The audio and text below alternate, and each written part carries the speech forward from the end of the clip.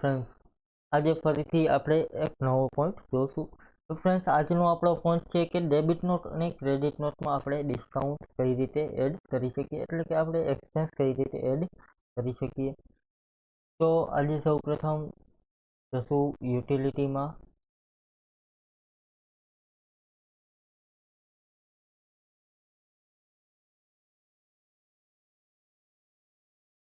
Sorry friends, સેટઅપમાં જશું, એમાંથી advance setup, એમાં લેશું યુઝર ફિલ્ડ.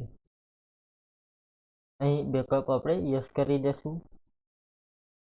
અહીં ફ્રેન્ડ્સ, તમે ઓનલી ફોર તમારી માટે જ લેતા હોય કે જોવા પૂરતું તો તમે અહીંથી એડ કરી શકો, પરંતુ તમારે એક્સપેન્સ એડ કરવા છે તો અહીં સેટઅપમાં જ તમારે જવું પડશે. ત્યાર પછી અહીં ક્રેડિટ નોટ સેટઅપ છે, તો એમાં છે એક્સપેન્સ ડિટેલ્સ, એમાં એડ કરવાનું રહેશે. અહીં સેટઅપમાં ફ્રેન્ડ ક્રેડિટ નોટ સેટઅપ, અહીં એક્સપેન્સ ડિટેલ એડ કરીશું. અહીં એડ કરીશું ફ્રેન્ડ. અહીં ડિસ્કાઉન્ટ ઓટોમેટિક આપેલું છે. અહીં આપણે નવું એડ કરીશું રેન્ટ. અત્યારે અહીંથી ફ્રેટ હું કાઢી નાખું છું.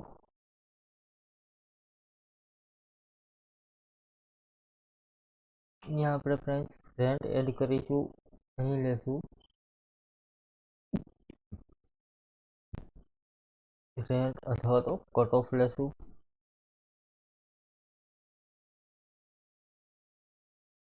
અહીં એક્સપેન્સ લેશું, કાઉન્ટ ઇફેક્ટ યસ કરીશું. ત્યાર પછી સિરિયલ નંબર છે, તો સિરિયલ નંબરમાં લઈ લેશું 41. બધાથી ઉપર કટ ઓફ લેશું. ત્યાર પછી પ્રોડક્ટમાંથી ફ્રેન્ડ્સ ડિડક્ટ થશે કે બાદ થશે અથવા તો પ્લસ થશે, એ તમારે અહીં સિલેક્ટ કરવાનું રહેશે. એડ એટલે તમારે પ્રોડક્ટમાં પ્લસ કરવું હોય તો પ્લસ કરી શકો, ડિડક્ટ કરવું હોય તો ડિડક્ટ કરી શકો. અત્યારે આપણે એડ કરીશું. ત્યાર પછી કેલ્ક્યુલેશન છે, તો અહીંયા રાખીશું આઇટમ વાઇઝ, અહીં રાખીશું ફિક્સ, અહીં એકાઉન્ટમાં ફિક્સ રાખીશું. ત્યાર પછી અહીં લઈ લેશું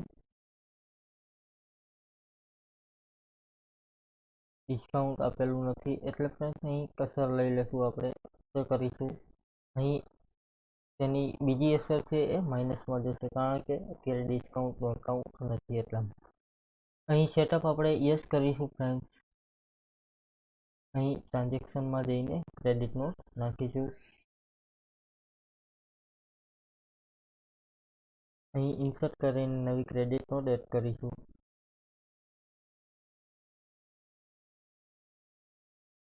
સોરી ફ્રેન્ડ્સ, ક્રેડિટ નોટ આપણે વિથઆઉટ નહીં પરંતુ વિથ સ્ટોક સાથે નાખીશું. અહીં નવી ક્રેડિટ નોટ એડ કરીશું. અહીં જોશો ફ્રેન્ડ્સ તો કટ ઓફનો તમને ઓપ્શન દેખાશે.